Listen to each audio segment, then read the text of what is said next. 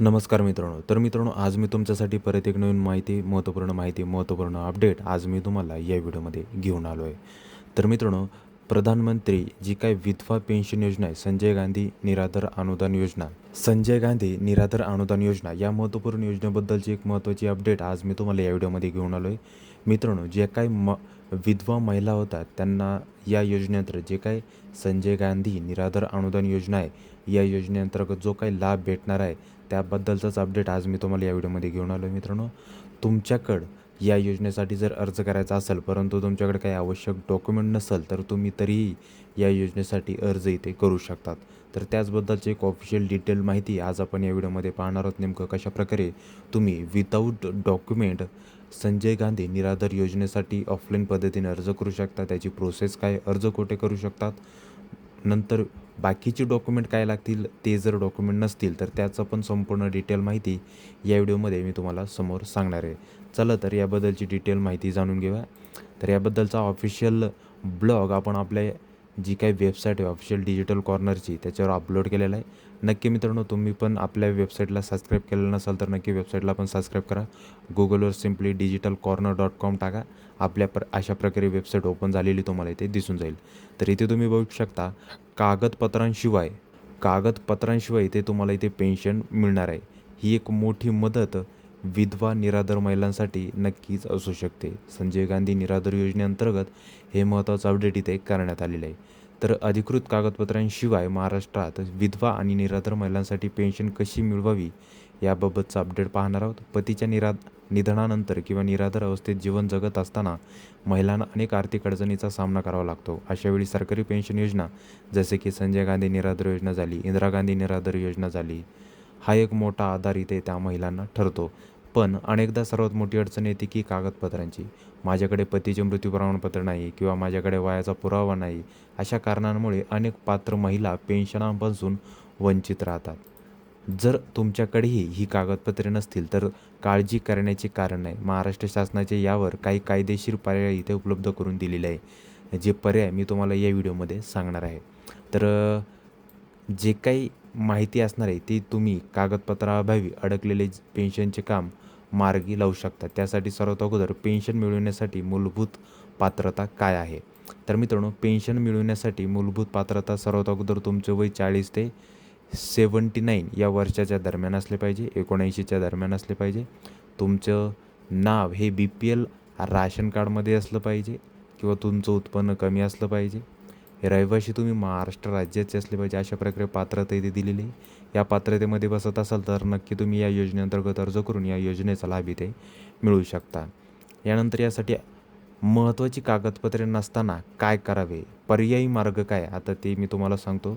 समजा पतीचे मृत्यू प्रमाणपत्र तुमच्याकडं नाही आहे, तुमचा पती जो काय तो मृत्यू पावला आहे, बट तुमच्याकडे त्यांचे डेथ सर्टिफिकेट नाही, मृत्यू प्रमाणपत्र नाही, तर जर काही कारणास्तव मृत्यू प्रमाणपत्र उपलब्ध नसेल किंवा पती बऱ्याच वर्षापासून बेपत्ता असेल तर तुम्ही औपचारिक सोय घोषणापत्र म्हणजेच नोटरायझेड ॲफिडेव्हिट करून देऊ शकता. तसेच स्थानिक ग्रामपंचायतीचे अधिकारी किंवा नगरपालिका अधिकाऱ्यांकडून घेतलेले लेखी प्रमाणपत्र देखील ग्राह्य इथे धरले जाते. म्हणजेच मित्रांनो, जर तुमच्याकडे तुमच्या पतीचे डेथ सर्टिफिकेट मृत्यू प्रमाणपत्र नसेल तर तुमची जी काही ग्रामपंचायत असेल किंवा नगरपालिका असेल त्या अधिकाऱ्यांकडून नोटरायझेड ॲफिडेव्हिटद्वारे लेखी प्रमाणपत्र इथे घेऊ शकता आणि ते त्यामध्ये ग्राह्य धरले जाते. आता स्वतःच्या वयाचा पुरावा जर तुमच्याकडे नसेल, म्हणजे जसं की जन्माचा दाखला झाला, शाळा सोडल्याचा दाखला झाला, हे जर तुमच्याकडे नसेल तर याच्यामध्ये पर्यायी मार्ग काय आहे? अनेक जाणत्या महिलांकडे वयाचा कोणताही ठोस पुरावा नसतो. म्हणजे जे काय आता जुन्या महिला आहे त्यांच्याकडे त्यांचं स्वतःचं काहीही वयाचा पुरावा नसतो. म्हणजे आधार कार्ड नाही ना जन्मतारीख, त्या शाळेत गेलेल्या नसतात. तर त्या परिस्थितीमध्ये अशा वेळी तुम्ही तुमच्या जवळच्या सरकारी रुग्णालयामध्ये जाऊ शकता. जे काही आपलं सिव्हिल हॉस्पिटल असेल, घाटी असेल, तिथे वैद्यकीय तपासणी करून घेऊ शकता आणि तिथेल डॉक्टर तपासणीअंती तुम्हाला वय निश्चित प्रमाणपत्र म्हणजेच एज व्हेरिफिकेशन सर्टिफिकेट प्रोव्हाइड करतं, जे पेन्शनसाठी 100% चालतं मित्रांनो. तिथे जाऊन तुम्ही तुमचं स्वतःचं एज व्हेरिफिकेशन सर्टिफिकेट इथे सिव्हिल हॉस्पिटल किंवा घाटीमधून इथे मिळू शकता. हे जे काही सर्टिफिकेट असेल ते पेन्शनसाठी 100% इथे चालते. या पद्धतीने तुमच्याकडं वयाचा दाखला नसतानाही हे प्रमाणपत्र काढून तुम्ही वयाचा पुरावा इथे देऊ शकता. यानंतर म्हणजे ओळख किंवा पत्त्याचा पुरावा नाही, म्हणजे जसं की तुमचं आधार कार्ड नाही आहे, शिधापत्रिका म्हणजे रेशन कार्ड नाही, तर अशा वेळी रेशन कार्ड किंवा आधार कार्ड नसेल तर पेन्शन थांबत नाही. तुम्ही त्याऐवजी स्थानिक मतदार ओळखपत्र म्हणजेच voter I D, voter I D तर तुमच्याकडे असेलच, तर वोटर आय डीसुद्धा वापरून तुम्ही या योजनेसाठी अर्ज करू शकतात. आणि जर तुमच्याकडे वोटर आय डी ही नसेल तर शेजारच्या शिफारसपत्र किंवा स्थानिक नगरसेवक सरपंच यांचे अधिकृत पत्र देखील ओळखीचा पुरावा म्हणून तुमच्याकडे ठरवू शकतो. म्हणजेच मित्रांनो, तुमच्याकडे आधार कार्ड नाही, राशन कार्ड नाही, वोटर आय डी नाही, म्हणजे ओळखीचा आणि पत्त्याचा पुरावा कोणताच नाही, तर तुमचे जे काही शेजारचे असतील त्यांच्याकडून शिफारसपत्र किंवा आपले जे काही ग्रामपंचायत नगरसेवक सरपंच असतील त्यांच्याकडून अधिकृत ओळखीचा पुरावा म्हणून पण तुम्ही इथे जोडू शकता. ते पण त्यामध्ये पेन्शनसाठी 100% इथे मित्रांनो चालते. तर अशा प्रकारे मित्रांनो हे डॉक्युमेंट दिलेले आहेत. हे डॉक्युमेंट तुम्ही काढत असाल तर नक्कीच तुम्ही या योजनेअंतर्गत अर्ज करून या योजनेचा लाभ इथे मिळू शकता. जसे की पहिलं मी तुम्हाला सांगितलं, तुमचा पतीचा मृत्यू झाला आहे परंतु त्याचे डेथ सर्टिफिकेट नाही किंवा तुमचा पती बेपत्ता झाला आहे वर्षानुवर्षे, त्याचा काही हे नाही, परित्याग केलेला आहे, तर अशा परिस्थितीत तुम्ही जे काही ॲफिडेविट आहे ते इथे काढू शकता. तुमच्या ग्रामपंचायत, नगरपंचायत, नगरपालिका यांच्याकडून हे पण तुम्ही ग्राह्य धरले जाते. नंतर स्वतःचा वयाचा पुरावा नसल्यास घाटीत किंवा सिव्हिल हॉस्पिटलमध्ये जाऊन एज व्हेरिफिकेशन सर्टिफिकेट इथे काढू शकता. ओळख किंवा पत्त्याचा पुरावा नसेल तर तुम्ही मतदार वोटर आय डी हे पण वापरू शकता. आणि हे जरी नसेल तर नगरसेवक सरपंच यांच्याकडून अधिकृत ओळखीचा पुरावा इथे तुम्ही मिळू शकता किंवा शिफारसपत्र शेजाऱ्यांकडून सुद्धा मिळू शकता. अशा प्रकारे हे डॉक्युमेंट 3-4 डॉक्युमेंट तुम्ही इथे स्वतः नंतरून काढू शकता. यासाठी आता नंतर अर्ज तुम्हाला कुठे जमा करावा लागेल, तर वरील संपूर्ण पर्यायी कागदपत्रे आणि घोषणापत्र तयार झाल्यानंतर तुम्ही तुमचा अर्ज स्वतः घेऊन जाणे आवश्यक आहे. हा अर्ज तुम्ही कोणत्या ठिकाणी जमा करायचा आहे तुम्हाला, तर तुमच्या तालुक्यातील